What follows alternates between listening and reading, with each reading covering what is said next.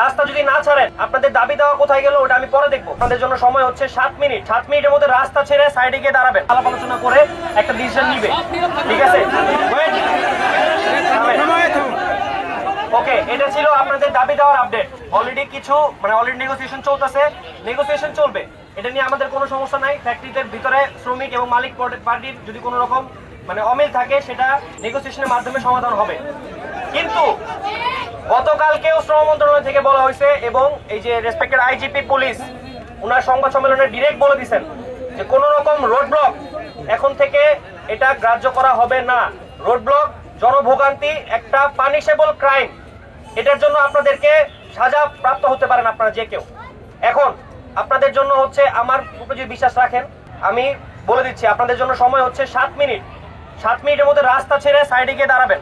রাস্তা যদি না ছাড়েন আপনাদের দাবি দেওয়া কোথায় গেল ওটা আমি পরে দেখবো। আগে এখানে রাস্তা আমি ক্লিয়ার করবো। আমার কথা পরিষ্কার, আমি আশা করি 7 মিনিট সময়। 7 মিনিট পরে এখানে যারা থাকবেন তারা আমার ডিরেক্ট আদেশ ভঙ্গ করছেন এবং এই জনভোগান্তি ক্রিয়েট করছেন, এই পানিশেবল ক্রাইমের আন্ডারে আপনারা জেলে যাবেন। আমি আমার কথা পরিষ্কার বলে দিলাম।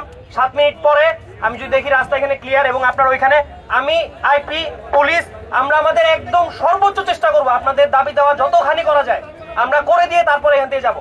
কিন্তু 7 মিনিট পরে যদি আপনারা এখানে থাকেন, রাস্তা যদি ব্লক থাকে, আপনি আমার পক্ষের না, আমি ধরে নিব। Thank you.